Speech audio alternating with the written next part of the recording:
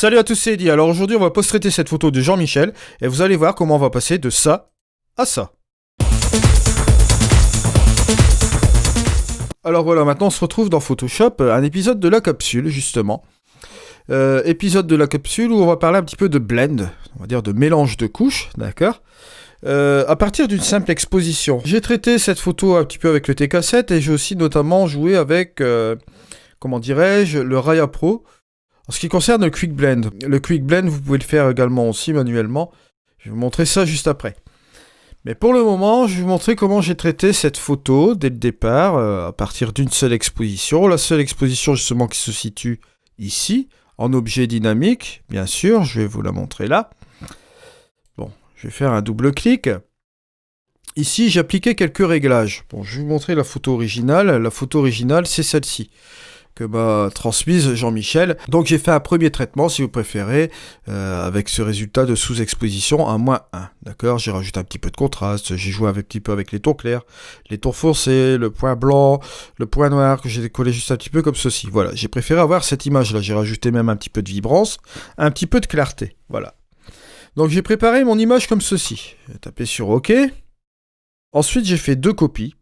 D'accord, de cette image, et là, si vous rentrez dans cette image-ci, vous allez voir qu'elle est à 0, et là, j'ai laissé aussi les quelques réglages que vous retrouvez dans l'image sous-exposée, à part bien entendu l'exposition, ok, même au niveau de la balance des plans, ça reste toujours la même, j'ai simplement bougé le curseur comme ceci, voilà. Ensuite, vous avez celle du dessous, ok, qui est surexposée, j'ai simplement boosté le curseur à +1, et bien entendu, j'ai conservé tous les autres paramètres comme ils étaient avec l'image sous-exposée, ok. Alors ensuite, j'ai fait un Quick Blend avec ces 3 photos-là, d'accord, sous-exposé, exposé correctement, vous voyez, et ça m'a donné ce résultat-là. Bon, image plate, certes, mais un mélange entre les 3 expositions, ce qui me donne ce résultat-là. Alors pour faire un Quick Blend, moi j'ai utilisé simplement Raya Pro, d'accord. Le Quick Blend, bien évidemment, que vous allez retrouver là, ici. Bon, bien évidemment, pour faire un Quick Blend, je vais vous expliquer cela tout de suite. Par exemple, je vais reprendre un petit peu cette opération-là pour bien vous montrer comment cela marche. Je vais aller sélectionner, par exemple, parcourir dans Bridge, je vais aller sélectionner une de mes images. Je vais reprendre, par exemple, encore celle-ci, vous allez reconnaître cette image. Voilà, bon, on va garder cette image-là. Je vais appuyer sur Shift et je vais ouvrir cette photo en objet dynamique. D'accord, on va la retrouver sur ce côté de Photoshop, d'accord. Je vais faire nouvel objet dynamique par copier, voilà, que je vais reproduire, on va dire, en 3 fois, comme ceci. Je vais pas chercher à comprendre pour cette fois-ci. Je vais aller dans ma copie qui est juste là. Bon, je vais baisser l'exposition, allez, à -1, ok. Je vais rien toucher, hein, je vais la laisser telle quelle, cette photo. Voilà. Je vais la mettre à -1, et celle-ci, la copie 2, on va la mettre forcément à +1. Voilà. Pour bien que vous compreniez le blend, ok. Bon, ce qu'on va faire, on va mettre la sous-exposée juste ici, ok. L'exposition que j'estime plus ou moins correcte avec les informations du bas et du haut, d'accord. Bien que ce soit un petit peu sous-ex ici, mais bon. L'exposition ici, on va dire du milieu, bon, bien que ce soit un petit peu sous-exposé là, mais bon, c'est pas bien grave, c'est pour vous donner le simple exemple ici, parce que là, bon, on a le modèle qui est quand même plus ou moins bien exposé là, à part au niveau des nuages. Je vais vous montrer un petit peu l'avantage, justement, du Quick Blend ici. Vous allez partir, par exemple, de là à là, ok, de la plus claire à cette exposition-là. L'avantage ici, avec le Quick Blend, ce que vous allez devoir faire, c'est, bon, appuyer sur ce Quick Blend, bien sûr. Vous êtes ici sur l'exposition la plus sombre par rapport à celle-ci. Celle-ci est la plus exposée, ok. Vous allez appuyer sur ce curseur de Dark et vous allez ramener ce curseur au maximum. Et là, ce qui va se passer, regardez, vous allez avoir un blend entre l'image du dessous et l'image du dessus. Maintenant, si je rajoute l'exposition, la sous-exposée, bon, bien entendu, ça va couvrir tout cela. Maintenant, ce qui m'intéresse de faire, c'est de mélanger le blend qu'on a fait là, qui donne forcément, bon, une exposition. On voit les deux ici, bien entendu. Mais bon, là, on a le résultat du mélange de ces deux-là. Ce qu'on veut faire, maintenant, c'est appliquer le mélange de la sous-exposée avec ces deux-là. La même chose, vous appuyez sur le petit œilleton qui est ici. Vous appuyez sur Quick Blend. Vous prenez cette première fonction qui est là en dark, parce que c'est une sous-exposée. Et là, cette fois-ci, regardez, on va ramener son curseur au maximum. Et voilà ce qui se passe au niveau du blend. Vous voyez, si je viens un petit peu vers ici, le blend n'est pas fait. Et là, regardez, hop, c'est fait. Et là, si vous regardez un peu le résultat, là, vous avez une image qui est quand même plus ou moins neutre, sur laquelle vous allez pouvoir travailler. D'accord ? Rajouter du contraste, etc. C'est l'avantage quand même de faire un quick blend, parce que là, vous retrouvez une exposition qui n'est pas trop violente. Si vous regardez un petit peu là, bon, au niveau des nuages, on récupère quand même pas mal de données. Au niveau du premier plan, bon, bah là, c'est pas trop clair, c'est pas trop foncé. C'est une exposition avec laquelle on va pouvoir travailler, ramener du contraste, éclaircir certaines zones. On va pouvoir faire du travail un petit peu artisanal dessus, je dirais. Maintenant, ce qu'on va regarder, c'est le faire manuellement. Alors là, pour ce faire, je vais aller retourner un peu dans l'historique. Bon, l'historique, c'est les 3 petits carrés que vous avez là. Et je vais aller un petit peu en arrière. Hein. D'accord ? Voilà. Là, je n'ai pas mon blend. Et là, cette fois-ci, bon, on retrouve les 3 expositions ordinaires. Ok. Ce qu'on va faire, on va se positionner ici. On va double-cliquer sur cette zone-là.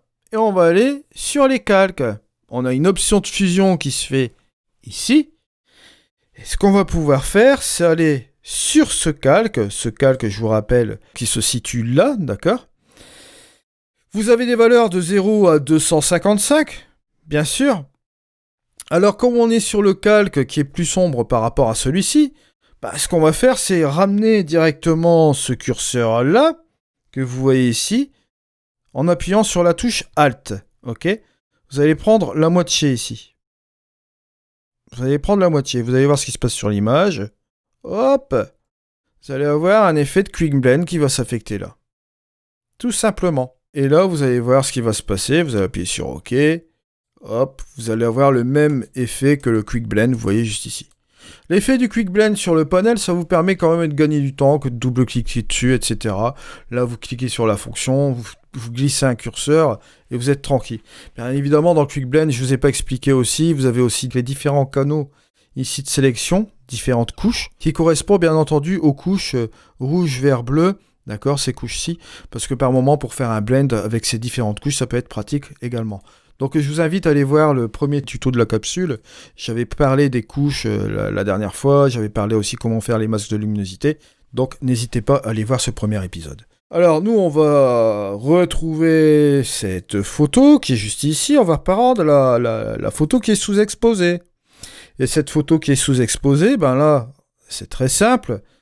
Ce qu'on va faire, on va toujours double-cliquer ici, et on va faire la même opération. Et là, vous allez appuyer de nouveau sur la touche Alt, vous allez appuyer sur ce curseur-là pour avoir le blend entre cette exposition-là, et forcément, bon, bah, les 2 expositions qu'on a blendées avant. D'accord ? Ce qui donne ce résultat-là. Et là, on va retrouver le même résultat que l'on avait fait avec le Quick Blend. Donc voilà, ça c'est un petit peu le petit principe que vous deviez savoir. Voilà. Donc on va retourner sur l'image de Jean-Michel cette fois-ci, parce que ça c'était quand même un titre d'exemple. Là, ici, on a bien entendu fait ce Quick Blend. Bon, je vous ai expliqué qu'on a joué avec des objets dynamiques, etc.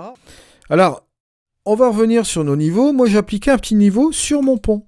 D'accord ? Et sur une partie de mon eau. Regardez, c'est vraiment très très léger. Voilà, juste comme ça. On va appuyer sur la touche Alt et regarder à l'intérieur de ces niveaux. Bon, Alt ou Option, hein, si vous êtes sur Mac, bien sûr. Et là, vous allez voir que, en fait, j'ai utilisé un masque de luminosité que j'ai fait réapparaître en sélection. D'accord ? J'ai mis en sélection ce masque de luminosité, puis j'ai un petit peu débordé juste ici, hein, d'accord ? Sur certaines parties de l'image, là. Ok ? Avec des niveaux. Donc, ce qui m'a donné ce résultat-là. Voilà. Juste comme ceci. Si j'enlève ce masque, vous allez voir ce qui va se passer, ça me donne ce résultat-là. Ok ? Moi, je l'ai appliqué sur quand même une petite partie de mon pont. Voilà. Avec un degré de luminosité. Alors après, j'ai utilisé un petit peu de Dodge and Burn. Hop, du Dodge and Burn que j'ai appliqué ici, vous voyez, en éclaircissant. Et bien sûr, j'ai assombri certaines zones. un truc simple dans cette image, à ce niveau-là. Alors, si je vous mets un petit peu le détail, d'ailleurs, vous allez remarquer, hop, j'ai assombri vraiment quelques petites zones, c'est vraiment minime, vous voyez là. Je vais vous montrer d'ailleurs l'opération, vous allez voir, cet effet à main levée, vous voyez, juste des petits coups de pinceau comme ça. Là, il n'y a vraiment pas de complications à ce niveau-là. Au niveau de la courbe, si j'enlève mon masque, si j'enlève mon petit Dodge and Burn, vous voyez, ça donne ce résultat-là. Ça, c'est un Dodge and Burn vraiment basique. Après, j'ai effectué quelques éclaircissements sur certaines zones, notamment au niveau des nuages et sur quelques parties du pont. Je vais vous montrer celui-ci en appuyant sur Alt. Vous voyez, ça donnait quelques petits coups comme ceci. Voilà, vraiment pas compliqué. C'est vraiment le truc de base. Je tenais à vous faire voir un petit peu cette petite chose-là. Vous voyez, si j'enlève l'ensemble, ça donne vraiment un résultat vraiment très fin.